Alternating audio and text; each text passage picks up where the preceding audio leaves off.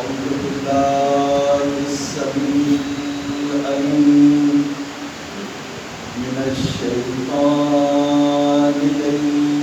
الرجيم بسم الله الرحمن الرحيم الحمد لله رب العالمين والصلاة والسلام على أشرف المرسلين سيدنا ونبينا وحبيب قلوبنا وطبيب نفوسنا مولانا أبي القاسم محمد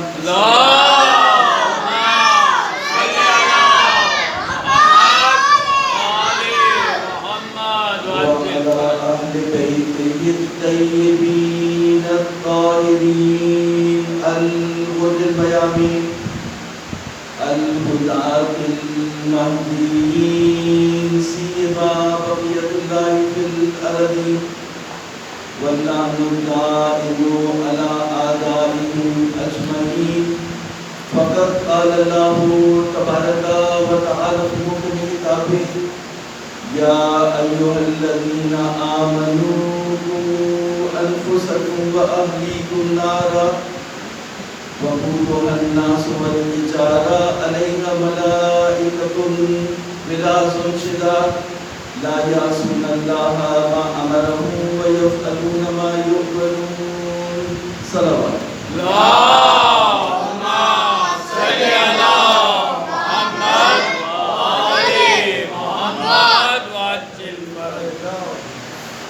اصل محترم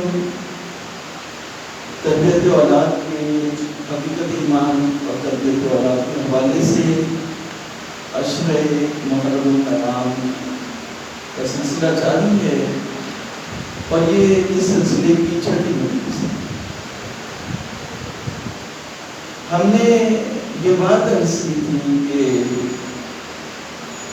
اگر WHO کی طرف سے یہ اعلان کیا جائے کہ اس وقت معاشرے میں آگ پھیلی ہوئی، کورونا وائرس کی آگ پھیلی، پینڈیمک ہے، وبا پھیلی ہوئی، آپ کوئی ایک طرح کی آگ ہے، آپ باہر نہ نکلیں، آپ کسی سے ہاتھ نہ ملائیں، آپ کام پہ نہ جائیں، آپ مسجد میں نہ جائیں، آپ مجلس میں نہ جائیں، تو آپ ان کی باتوں پہ ایمان بھی لے آتے ہیں اور ان کی اطاعت بھی کرتے ہیں، لیکن اللہ کی کتاب 1400 سال سے جس آگ کے بارے میں کہہ رہی ہے ہم اس پہ کتنا ایمان لاتے ہیں اور اللہ اس کے رسول کی کتنی اطاعت۔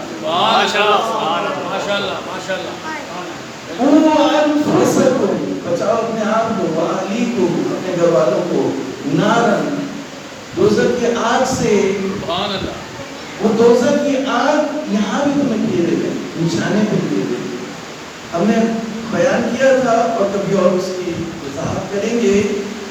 جو حضرات بھی باہر موجود ہیں ان سے میری گزارش ہے کہ فرشی حضرات کے تشریف لائیں، صلوات پڑھ لیں محمد علیہ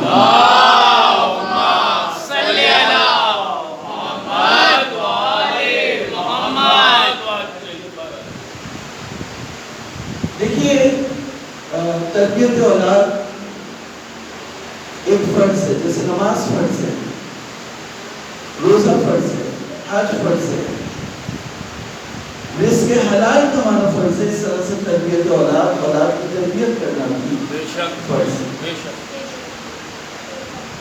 اب لوگ کہتے ہیں کہ جی یہ بہت مشکل ہے، ہم اسے کیسے انجام دیں؟ اولاد کی تربیت کرنا بہت مشکل ہے، کیسے انجام دیں؟ تو اس کی مثال دیتا ہوں کہ آپ لوگ نوجوان ہیں، اللہ تعالیٰ آپ کو حج پہ لے کر کے جائے، مجلس امام حسین میں دعائیں قبول ہوتی ہیں، یہاں بیٹھ کے جو دعا پڑھی جائے تو اس میں آمین کہا کرو۔ تو یہ مجلس امام حسین ہے، اس میں اللہ کی کتاب کی آیات پڑھی جاتی ہیں اور اس میں دعائیں قبول ہوتی ہے تو اللہ تعالیٰ آپ کو حج پہ لے کے جائے. جب تک انسان حج نہیں کرتا تو وہ کہتا ہے حج کرنا بہت مشکل ہے, اور جب وہ حج کر لیتا ہے تو حج کرنا اس کے لیے آسان ہے. اور اس کے اندر ایک آرزو آتی ہے کہ اللہ تعالیٰ نے مجھے ایک حج کرنے کا موقع دیا ہے تو اللہ تعالیٰ مجھے ہر سال حج کرنے کا موقع دیا. جیسے دعا میں سکھایا گیا اللہم ارزقنی حج بیتک الحرام فی عامی ھذا وفی کل عام. تو دوستو حج کرنا جب تک دیکھیے مشکل ہے, اور جب کر لیا تو انتہائی آسان ہے. اسی طرح سے اولاد کی تربیت کرنا بھی مشکل ہے, لیکن اگر انسان کرنا شروع کر دے تو آسان ہو جاتا ہے. سلوات پڑھے محمد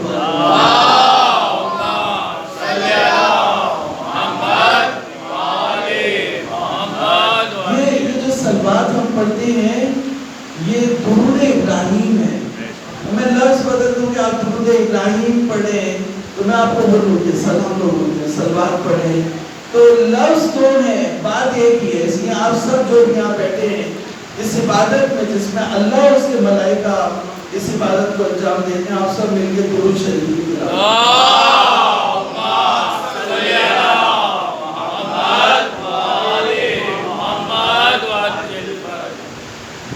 ایک چیز جو مشکل ہے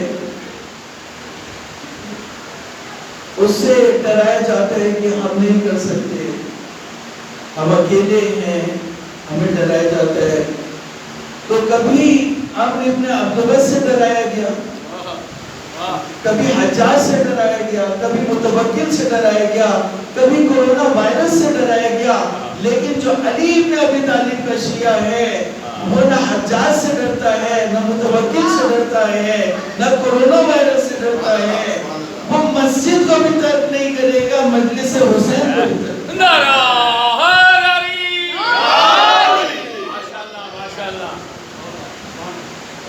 دوستو امام حسین اکیلے رہ گئے تھے جب آپ کے تمام انصار شہید ہو گئے, امام حسین اکیلے رہ گئے.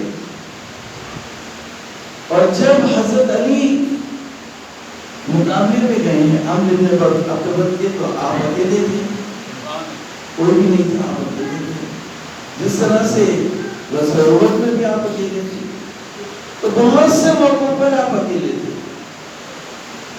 تو اکیلا ہونا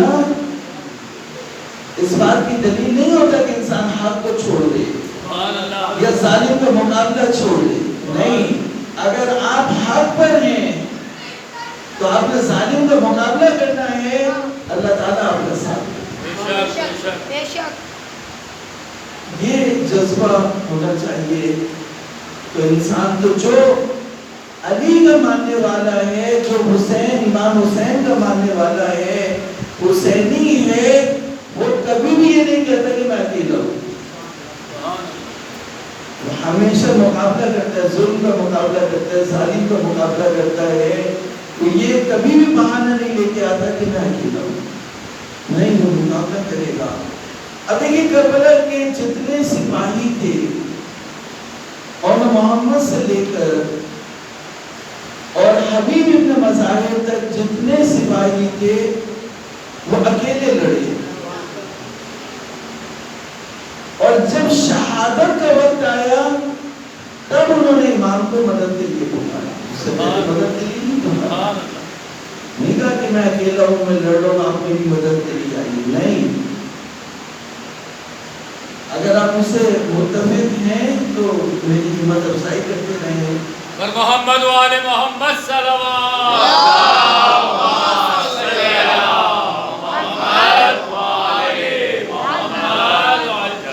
ایک اور مرتبہ بلند آواز سے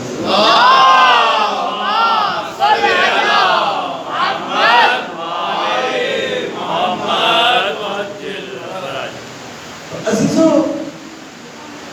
ہر بچہ, ہر سپاہی جو امام حسین کا تھا وہ اکیلے لڑا,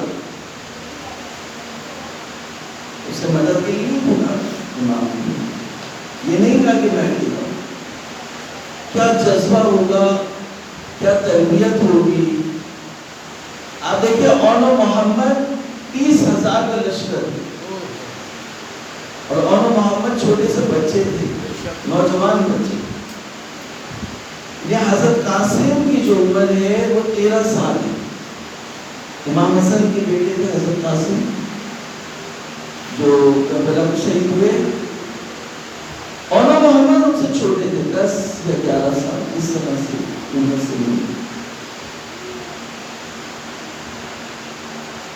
بی بی زینب نے رات کو جب ہر ماں اپنے بچے کو تیار کر رہی تھی کہ امام کی نصرت کرنا ہے، تو بی بی زینب بھی اپنے بچوں کو تیار کر رہی تھی.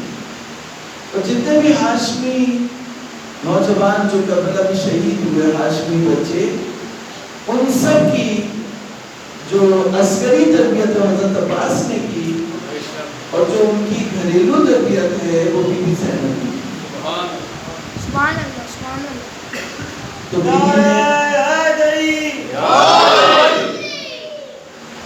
تو بی بی زینب نے بچوں سے کیا کہا تھا؟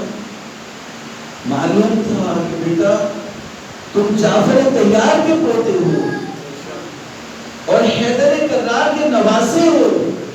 معلوم تھا شجاع ترین بچے ہیں اور یہ حملہ کریں گے، قلب لشکر تک پہنچیں گے اور یہ نہر تک چلے جائیں گے. ان یہ صلاحیت ہے کہ یہ نہر القمہ تک 3 دن میں پیاسے بچے تھے.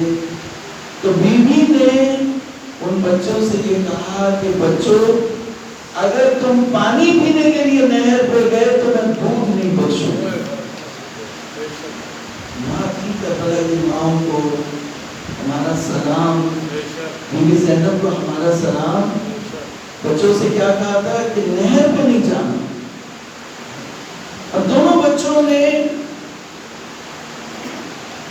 گھیرا لشکر کو اور یہ پلان بنایا کہ عمر بن سعد کے خیمے تک پہنچ جائے اور وہاں تک پہنچ بھی گئے. اس کے بعد شہادت حاصل ہوئی. تو عام بچے نہیں تھے، ان کی جنگ بھی عجیب جنگ تھی. دوستو یہ کربلا کی جو تربیت ہوتی ہے یہ ان ماؤں کی تربیت تھی جنہوں نے کربلا جیسے سپاہی بنائے. تو اب جب ہمارے امام حجت ابن الحسن العسکری امام زمانہ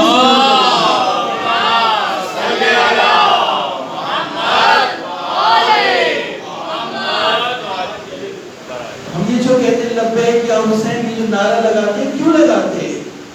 اس لیے کہ کربلا میں عصر عاشور میں امام حسین نے صدائے استغاثہ بلند کی تھی کہ کون ہے جو میری مدد کرے. تو ہم نعرہ لگاتے ہیں کہ لبیک یا حسین مولا. ہم نہیں تھے اس وقت، اگر ہم ہوتے تو ہم آپ کی نصرت کرتے اور آپ کی اطاعت میں اپنی جان کو مانتے. یہ جذبہ. تو اب میں یہاں سے اپنے موضوع کو آگے بڑھاؤں گا کہ اولاد کس لیے، انسان کس لیے اولاد چاہے، اولاد کا کیا مقصد ہے. اولاد کا یہ مقصد ہونا چاہیے کہ امام کا سپاہی بنے.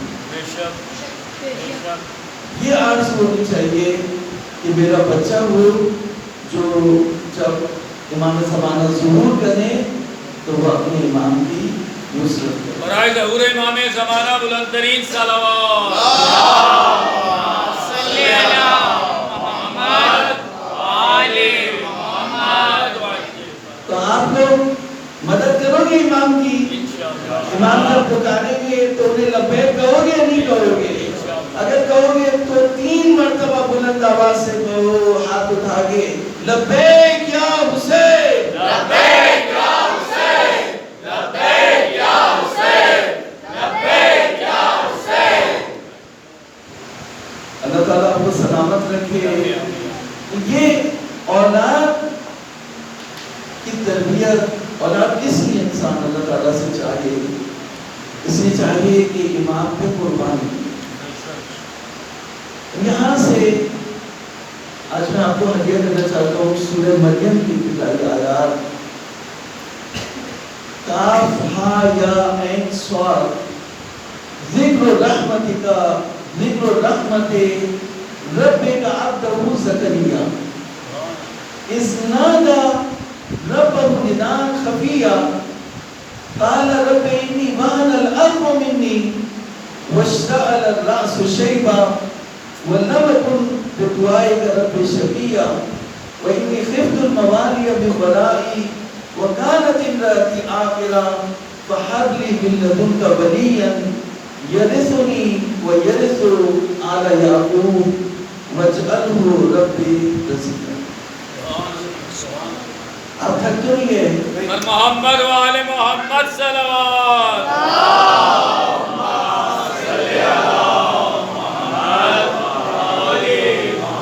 اچھا تھوڑا آگے آ جاؤ، آگے آ جاؤ بیٹا، آگے آ جاؤ، آگے آئیے، آگے آگے، شاباش، آگے آئیے اور آگے آؤ، بچے آگے بیٹھتے ہیں.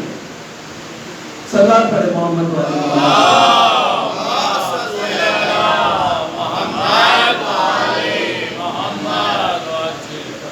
حضرت زکریا، غور سے سنیے میری باتیں. بسم اللہ. حضرت زکریا 100 سال کے ہو گئے تھے اور ان کی جو زوجہ تھی، ان کی بیوی، وہ 88 سال کی ہو گئی تھی اور ان کے چچا اور چچا زاد بھائی تھے، ان کی میراث تھی، وہ اس کو قبضہ کرنے کے چکر میں تھے. تو اب اگر 100 سال کا بوڑھا دعا کرے کہ اللہ تعالیٰ مجھے بیٹا دے تو لوگ اس پہ ہنسیں گے. وہ ایک پٹھان نے شادی نہیں کی تھی تو دعا کر رہا تھا یا اللہ مجھے بیٹا دے. اب 100 سال کا بوڑھا دعا کر رہے ہیں، اب اگر سب کے سامنے دعا کرے تو سب ہنسیں گے. تو اس لیے کہا اس نادى ربه نداء خفيا، وہ بہت چھپ کر اپنے پروردگار کو آواز دے رہے تھے اور اس سے مناجات کر رہے تھے کہ کوئی ان کی دعا سمجھتا ہوں. کہا یا انسان ذکر رحمت ربک عبدہ زکریا، ذکر ہے جو تمہارے رب نے رحمت کی اپنے بندے زکریا، جب انہوں نے چھپ کر اپنے پروردگار سے دعا کی اور کیا کہا کہ انی وہن العظم منی، میری ہڈیاں کمزور ہو گئی اور میرا سر بڑھاپے کی وجہ سے جل رہا ہے. ان کے بال سفید ہو گئے تھے. 100 سال حضرت ابراہیم حضرت اسماعیل کی 100 سال کے بعد ہوئی. اور وَلَّمْ أَكُنْ بِدُعَائِكَ رَبِّ شَقِيًّا، اور پروردگارا میں تیری دعا سے، دعا کرنے سے میں مایوس نہیں ہوا، تو مجھے ایک ولی عطا فرما جو میرا بھی وارث ہو اور آل یعقوب کا بھی وارث ہو. توجہ سے سنیے گا. تو بھئی 100 سال کا بوڑھا نبی حضرت زکریا یہ دعا کر رہے ہیں کہ پروردگارا جو میرے چچا بھائی ہیں یا چچا ہیں وہ میری میراث کو قبضہ کرنے کے چکر میں ہیں اور میری بیوی بھی بوڑھی ہو گئی ہے اور بانجھ بھی ہے، اس کی اولاد نہیں ہو سکتی، لیکن اس کے باوجود میں تجھ سے یہ دعا کر رہا ہوں کہ مجھے ولی اور وارث عطا فرما. تم یہاں پہ روک کے میں یہ کہنا چاہتا ہوں کہ آل یعقوب کا وارث ہو سکتا ہے، 100 سال کے بوڑھے زکریا کا وارث ہو سکتا ہے اور آل محمد کا وارث نہیں ہو سکتا.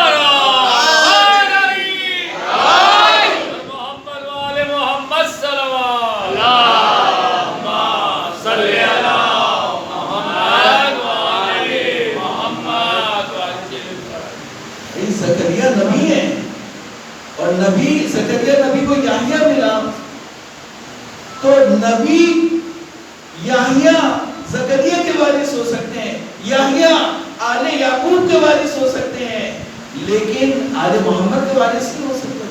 سبحان اللہ سبحان اللہ. دعا کر رہے وجعلہ رب رضیہ، پروردگارا تو جو بیٹا مجھے پیدا ہو اسے مرید پسند کرا. انسان غور سے سنیے گا جملہ میرا، بسم اللہ. توجہ ہے یا نہیں ہے؟ بسم اللہ.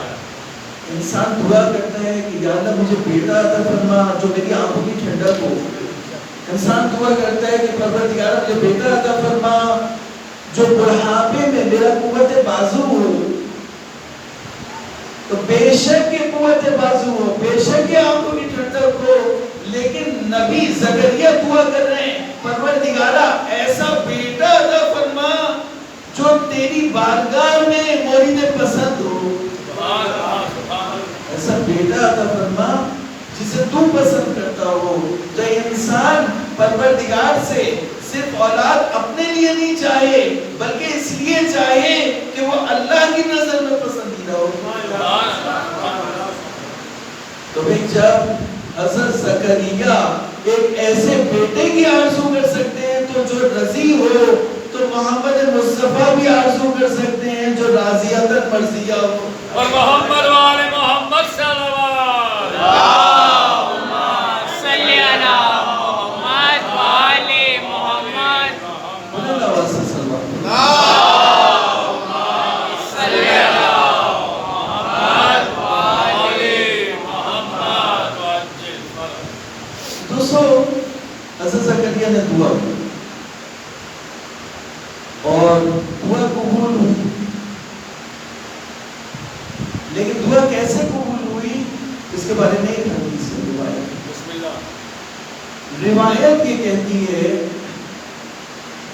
کہ جب یہ رموز اترے حروف مقطعات کاف ہا یا عین صاد, تو اس سے پہلے حضرت زکریا کو اللہ تعالیٰ نے کہا کہ 5 تن ہیں, اگر تم ان کی معرفت حاصل کر لو گے سبحان اللہ. تو تمہاری مشکلات بھی آسان ہو جائیں گی اور تمہارا ہم و غم بھی دور ہوگا. سبحان اللہ. تو حضرت زکریا نے کہا بات پروردگار مجھے ان 5 تن کے نام سکھا. تو ان 5 تن کے نام سکھائے گئے, محمد, علی, فاطمہ, حسن, حسین. اور محمد وآل محمد صلوات. اللہم صلی علی محمد وآل محمد. حضرت زکریا کہتے ہیں, اب جملہ سنیں, حضرت زکریا کہتے ہیں کہ جب میں 4 تن کا نام لیتا تھا تو میری مشکل بھی دور ہو جاتی تھی, میرا ہم و غم بھی دور ہو جاتا تھا. لیکن جب حسین کا نام میری زبان پر آتا تھا تو آنکھوں سے آنسو جاتے. تو میں نے معاشرہ پوچھا یہ کیا معاشرہ ہے؟ تو پروردگار نے بتایا کہ محمد مصطفیٰ کا ایک بیٹا ہوگا, آخری نبی محمد مصطفیٰ کا ایک بیٹا ہوگا جس کا نام حسین ہوگا, وہ کربلا میں شہید ہوئے. تو کاف کربلا, ہاں ہلاکت, یا یزید, عین عطش یعنی پیاس, اور صاد صبر. سبحان اللہ. سبحان اللہ. سبحان اللہ. تو جب پورا واقعی کربلا پروردگار نے زکریا کو سنا دیا, واہ واہ. سبحان اللہ. اب آپ سنیے, دیکھیں یہاں پر مجلس حسین میں آتے ہیں, حق ادا کرنا ہے آپ نے. بے شک. زکریا نبی کو جب محمد مصطفیٰ کے فرزند حسین کا واقعہ سنایا تو روتے رہے, 3 دن تک مسجد سے باہر نہیں نکلے. سبحان اللہ. 3 دن تک روتے رہے, بات نہیں کی کسی سے, مسجد بند کر کے بیٹھ کے روتے رہے 3 دن تک. پھر اس کے بعد پروردگار سے یہ دعا کی کہ بار پروردگارا مجھے بیٹا عطا فرما اور اس کو اسی طرح سے قتل کر جس طرح سے حسین قتل ہو. اس لیے حضرت یحییٰ میں اور امام حسین میں شامل ہیں, وہ بھی 6 مہینے کے حامل میں تھے, وہ بھی 6 مہینے کے حامل. اور جس محل میں امام حسین کا سر لایا گیا اسی محل میں حضرت یحییٰ کا سر آیا, اور وہیں پہ کنواں ہے جہاں پر حضرت یحییٰ کی لاشیں کو کاٹ کر ان کے جسم کو پھینک دیا گیا تھا اور وہاں سے خون اگلا تھا. اور امام حسین کا خون بھی جہاں گرتا تھا تو وہاں سے خون ابلتا تھا. تو تو عزیزو یہ اولیاء اللہ کے واقعات ہیں. اگر آپ کے دلوں میں اور ہمارے دلوں میں صداقت تھوڑی سی بہت زیادہ نہیں, تھوڑی سی سچائی, تھوڑی سی صداقت دین کے ساتھ, مذہب کے ساتھ, کتاب کے ساتھ, اللہ کے ساتھ, اس کے رسول کے ساتھ, ان کی ذریت اور اطرت کے ساتھ اگر سچائی پیدا ہو جائے تو آپ بہت کچھ دیکھیں گے, بہت کچھ آپ کے واقعات ہیں. تو حضرت یحییٰ, حضرت زکریا نے اس طرح سے جو وہ دعا کی اور پروردگار عالم نے ان کی دعا کو قبول کیا اور ان کو بیٹا دیا جس کا نام تھا یحییٰ. تو دوستو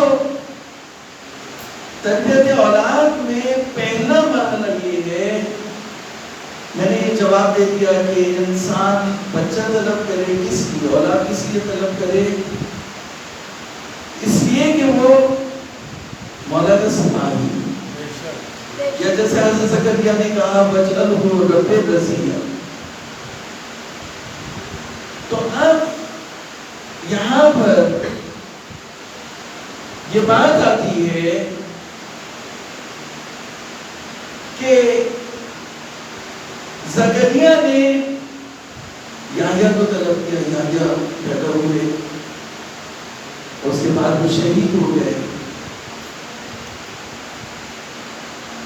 تو یہ مراحل ہیں کہ پروردگار نے حضرت یحییٰ کو, حضرت زکریا کو یحییٰ دیا. ایک جملہ عطیہ کرنا چاہتا ہوں آپ کو. وہ جملہ یہ ہے کہ جو پروردگار ہزاروں سال پہلے اہل بیت کے صدقے میں, امام حسین کے صدقے میں زکریا کو یحییٰ دے سکتا ہے, وہ امام حسین کے صدقے میں آپ کو بھی بہت بے شک. محمد و آل محمد صلوات.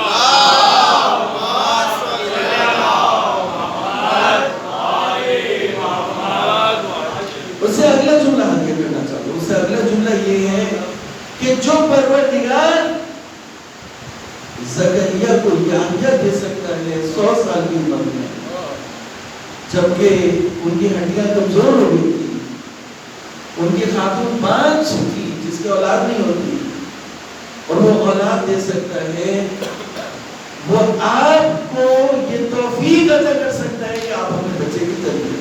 بے شک, بے شک. نہیں کہیں کہ یہ بگڑ گئے, میڈیا بہت خطرناک ہے, ہم تربیت نہیں کر سکتے. نہیں, آپ کے لیے مشکل ہے اولاد کی تربیت کرنا, جس طرح سے زکریا کے لیے صاحب اولاد ہونا مشکل تھا, اس لیے آپ کے لیے بھی مشکل ہے کہ آپ اپنے بچے کی صحیح تربیت کریں.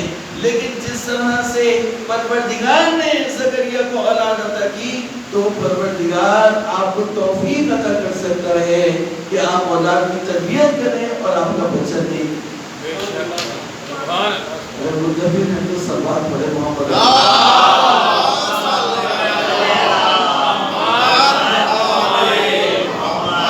اتنا بھاری جملہ کہنے پہ تو جو ہے وہ ایک اور مرتبہ صلوات آتی ہے.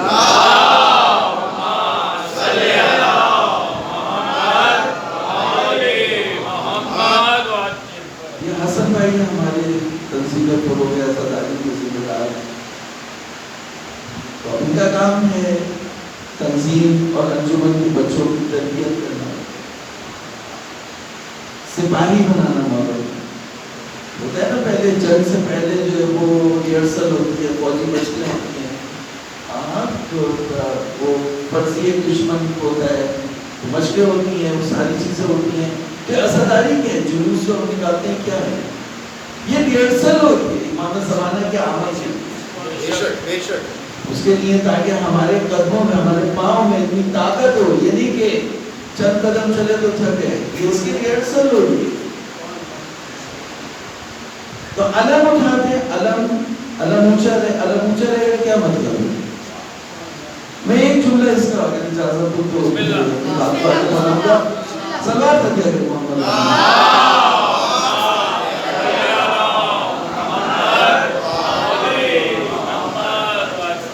جنگوں میں جو علم ہوتے تھے اس کا اونچا رہنے کا مطلب یہ ہوتا تھا کہ جس کے پاس وہ علم ہوتا تھا اس کو نشانہ بناتے تھے، اس کو مارتے تھے، وہ سب سے زیادہ بہادر ہوتا تھا، اور وہ علم اگر گر جاتا تھا تو وہ فوج شکست کرتا تھا۔ تو علم اونچا رہنے کا مطلب یہ نہیں ہے کہ علم اتنا بھاری ہو، اتنا اونچا ہو، 3 منزلہ ہو، 4 منزلہ ہو، بہت اونچا ہو، یہ نہیں ہے مقصد۔ مقصد یہ ہے کہ وہ علم سیدھا رہے، گرے نہیں۔ توجہ میری طرف توجہ، بسم اللہ بسم اللہ۔ علم سیدھا رہے، گرے نہیں، یہ ہے علم اونچا رہے۔ اور جہاں شکست ہوئی کسی فوج کو تو اس کا علم گر جاتا ہے، گرا دیا جاتا ہے۔ تو حسینیت کا علم بلند رہے، بھلے چھوٹا علم ہو لیکن بلند رہے، گرے نہیں۔ یہ اس کا مطلب ہے۔ اونچا رہنے کا مطلب یہ نہیں ہے کہ آپ جو وہ لمبے لمبے فٹ کے علم بنائیں۔ بہرحال وہ ایک الگ ہے، میں اس میں نہیں جانا چاہتا۔ تو علم اس لیے ہوتا ہے کہ جلوس میں لے کے چلنا ہے، آگے لے کے چلنا ہے۔ مثلا جب امام آئیں گے تو جو اصلی علم ہے وہ امام زمانہ کے پاس ہوگا۔ محمد و آل محمد صلوات۔